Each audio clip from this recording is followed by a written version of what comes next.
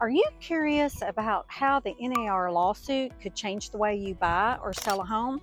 Stick around to find out how these upcoming changes could impact your next real estate move in Central Kentucky.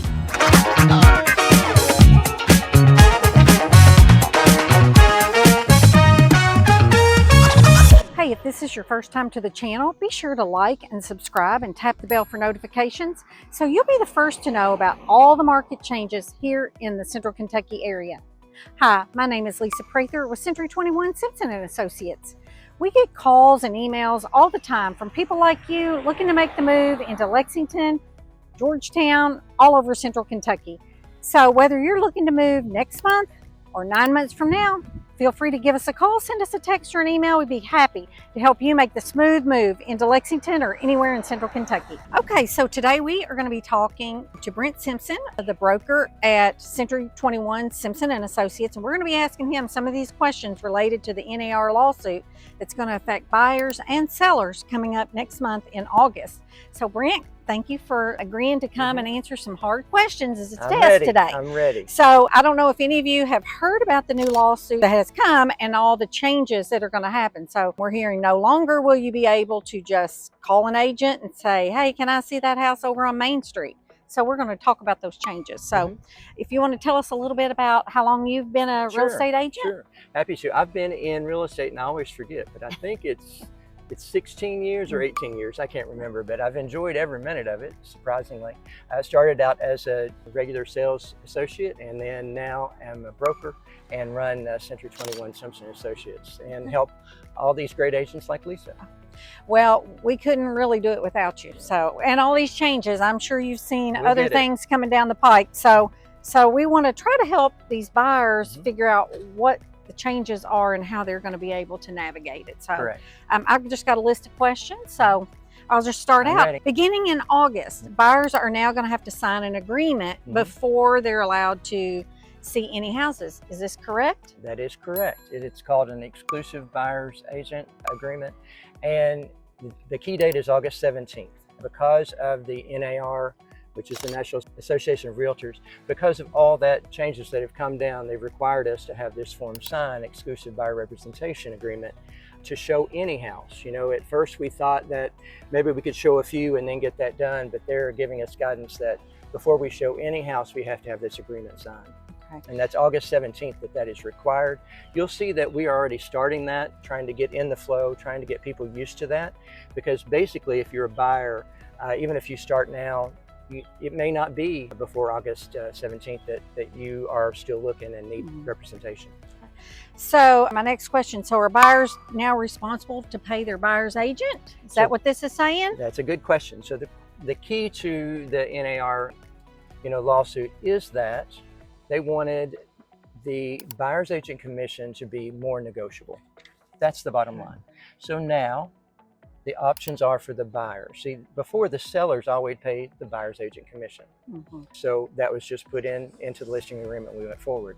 Now the sellers have the question, do they want to cover the buyer agent's commission, all of it, part of it, or none of it? So what happens is when that seller decides that, the buyer with this exclusive buyer representation agreement has to also decide, can I, as a buyer, pay my agent? Can I pay a total, a partial, or none? And so again, that's all that negotiation to tell us which way we can help you. So that leads me to the next question is, I thought this was a really good one. With this new ruling, should the buyer just consider going to the seller's agent? It's a very good point. So they don't have to pay the fees. It's a very good point. And I think that's where I think anyone in their business, now think about your business and think about if you went in and you were doing 40 hours and they said, now you're only going to get 20 hours and you're going to only get half of that money. You know, what does that do to your finances? Obviously, we are here to help and to provide value and to provide value beyond our commission, but we need to have some compensation. So the key to that is in our office, what we have decided and put out there as a standard for our office is that if we do have a listing and say a buyer comes directly to that listing agent and says, I want to be represented for free, we again cannot do that.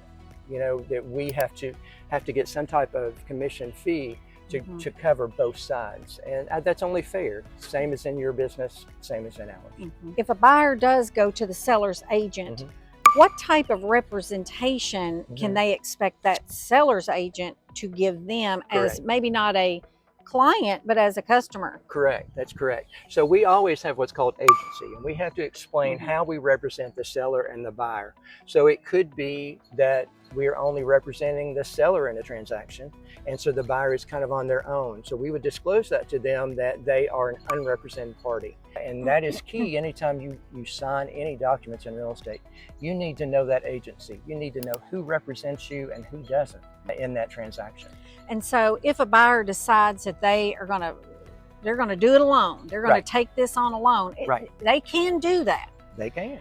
But as we've stated before, this is one of the largest transactions that you are likely going to make in your lifetime. And this is not like buying a car, where you just go down to the courthouse and transfer the, the title. This is so much more than that. And a good example of that, I had a group of friends that have been, buying from me for years. And they had a friend that friend went directly to the listing agent. And even the listing agent disclosed that he would not be representing that friend. And he signed the contract anyway. So then they're questioning, are we doing it right? Are they telling us right? We have repairs, how do we negotiate that? Then they're kind of lost. And we know as real estate agents, every day we learn something new. Every day we learn how to hedge and to make sure that our clients are protected. And there's no way that anyone without that training would know that. There's no way. Just little things that we write into a contract, little things that we look and prepare you for to make sure that you're covered. So I think it would be a very difficult process. Obviously they can do it. But another example I had, where I had some people that I had sold them a house, and they decided to sell it for sale by owner. So they went out there, they were moving out of town, they went out and they put it on the market themselves, got an offer, accepted the offer, then they traveled to their new destination and said, we're not moving here.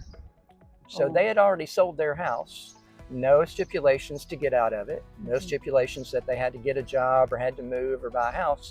And so they got into a lawsuit. They either had to sell their house or they had to pay their buyer money. And basically they were able to tell that buyer within a week that they weren't going to go through and honor the contract. But that dragged on for months and months and months, and just accrued more and more and more legal fees. So I think people don't understand that this is, we have attorneys that actually do the searches, title searches. There's so many moving pieces. There are. Because if you end up in a transaction that you're not represented, did you make sure you covered all the bases? Right. And so that's the value that hiring the agent will help with. So I wanted to go over with you, maybe just talk about this form that's now going to need to be signed. So, when you call an agent just out of the blue and you want to see that house on Main Street, we're going to present you with this form. So I just wanted to kind of show you, as Mr. Buyer or Miss Buyer, what it is that you might be signing. So as we look at the form, I see that the buyer can choose to pay some or all of the fees, or they can say that they're not going to pay any of the fees. What are the options with this specific buyer if they don't have the money to pay the fees? Correct. So again, the options are to go back and see, is the seller offering to pay for the buyer agent's commission? That's one. If the seller is offering percentage for the buyer's agent, where then the buyer, this agreement says that the buyer will come up with the difference up to that required commission agreement that you're signing here in this buyer's representation agreement. The other way is if the buyer says, I'm not going to pay anything, or I can't afford to pay anything, because obviously they're trying to save money for down payment and closing costs and all that. You can still write into the offer that you request the seller to pay the buyer's agent commission. There's a lot of ways around it that makes it all negotiable, but there's multiple layers of how this buyer could potentially get that representation without paying for it. Sorry for the noise. We are outside here at Andy's Bakery, and it's beautiful out here, but we have a little bit of traffic going by. So all of this is really important because it's going to affect everyone in the real estate, the residential real estate market, coming up. So we already have interest rates low, inventory. So now this is going to be another layer added to it for buyers and for sellers. So I just was going to show just a quick picture of, maybe it's not really something to be intimidated by. Most of the information on this, I'll just show you this form, it's 4 pages, 2 pages front and back, but most of them are definitions. So really the main issue is going to be this front page, and you're going to have to decide as a buyer, how much can you afford to pay? And if you can't afford to pay, you'll be able to ask the seller to pay that for you. So don't get worried. Oh no, now I just barely came up with my 3% down. Now I've got to come up with this, or I'm going to have to represent myself. So we're still here to help you.